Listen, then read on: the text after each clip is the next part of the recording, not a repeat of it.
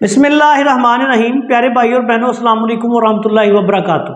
आज की इस वीडियो में मैं आपकी खिदमत में गुद्दी असाबी हाज़म, जो कि बहुत ही कसरत से इस्तेमाल किया जाने वाला नुस्खा है, कानून मुफरद ज़ा में इसके जो नुस्खा जात मिलते हैं वो चंद सूरतों के सिवा हम ज़्यादा इस्तेमाल नहीं कर सकते।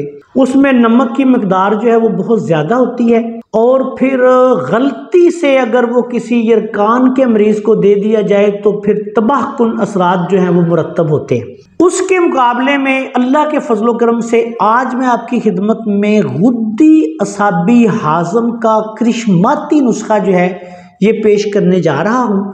इस नुस्खा में आप सबसे पहले लेंगे मीठा सोडा 50 ग्राम, उसके बाद आप नशादर ठीकरी लेंगे 50 ग्राम, नमक खुर्दनी आप लेंगे 50 ग्राम, नमक स्याह आप लेंगे 50 ग्राम, जंजबील सूंठ जिसको कहते हैं ये आप लेंगे 50 ग्राम, इलायची कलाम ये आप लेंगे 50 ग्राम, इलायची खुर्द ये भी आप लेंगे 50 ग्राम, फिलफिल स्याह काली मिर्च जिसको कहते हैं 50 ग्राम, फिलफिल दराज मगा 50 ग्राम।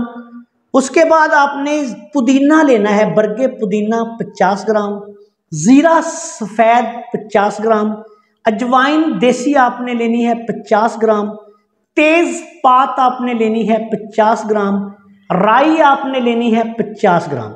ये तमाम चीज़ें 14 चीज़ें हैं, 14 अज्जा पर मुश्तमिल नुस्खा है।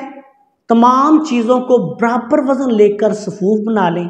इस नुस्खा जो मेरे तबीब भाई इस नुस्खा को बना के इस्तेमाल करेंगे उज़लाती असाबी और उज़लाती गुद्दी अमराज में, फिर उनको पता चलेगा कि ये किस कदर मुअस्सर और लाजवाब नुस्खा है। तमाम तजाबियत के मसाइल, उज़लाती असाबी तहरीक की वजह से होने वाले तमाम अमराज़-ओ-लामात, उज़लाती गुद्दी मिजाज की वजह से होने वाले मैदे के तमाम मसाइल, तबखीर और उज़लाती असाबी और उज़लाती गुद्दी अमराज़-ओ-लामात के लिए भी एक बहुत ही आला पाए की दवाई है। इंशाअल्लाह ताला जो मेरा प्यारा भाई इसको बना के इस्तेमाल करेगा इंशाअल्लाह फ़ायदा उठाएगा। करिश्माती नुस्खा है और अल्लाह के फजलो करम से इसके अज्जा देखें, बनाएं, फिर आपको पता चलेगा कि गुद्दी असाबी हाज़म जो है उसके कितने लाजवाब असरात ये मुरतब करता है। अस्सलाम वालेकुम वरहमतुल्लाहि वबरकातुहू।